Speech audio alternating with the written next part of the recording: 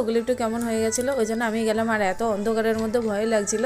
তো এখানে কিছুটা হেল্প বুদ্ধবাবুও করেছিল। তো ওকে বললাম যেতে, ও দেখলাম না এক কথা উঠেই মানে চলে গেল আমার সঙ্গে ছাদে। তারপর দেখো এইটা হচ্ছে আমি গুলিয়ে নিয়েছি, এটা হচ্ছে চালের গুঁড়ো, মানে মেন হচ্ছে পিঠে আর কি দেয়া, মানে সূর্যদেবের ওঠার আগে, মানে সূর্যদেবকে উদ্দেশ্য করে হয়তো দেওয়া। যাই হোক, এটা আমি পুরোটা জানি না, এরকম একটা নিয়ম আছে বলে দিতে হয়। তো আমার শাশুড়ি মা বললো যে আমি আজকে আর উঠবো না, তুই উঠে তুই আগে দিয়ে দিস।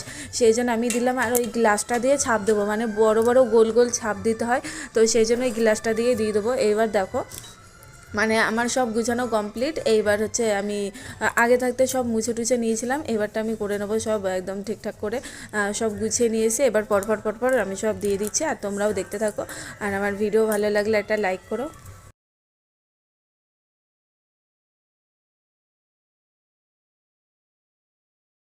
আর এই নিয়মটা হয়তো অনেকের আছে বা অনেকের নেই, যাই হোক আমাদের রয়েছে। আর আমি উত্তরটা দেখলাম আরও কয়েকজনও বেশ দিচ্ছে।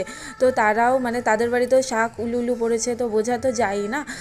তো আমিও দিয়ে দিলাম। আর আমার পরেও মানে আরও অনেকে উঠেছিল, উঠে তারাও দিয়েছে। তো আমার বেশ ভালোই লাগছিলো এটা। আর আমার সকালবেলা উঠতে এমনি তেমন একটা কষ্ট হয় না, যেহেতু আমি মাঠে যাই। এখন শীতের জন্য কয়দিন বন্ধ রয়েছে, আবার কয়দিন পর থেকে চালু করব। যাই হোক, আমি পুরোটা করে নিলাম, নিয়ে এটা পুজো করে এই গায়ে হচ্ছে আবার সিঁদুরও দিতে হয়। সব কিছু কমপ্লিট করে নিয়ে আমি ধূপকাঠি প্রদীপ দেখিটাকে নিয়ে পুজোটা সেরে ফেললাম। তারপর আমি চলে যাব ঠাকুর ঘরে।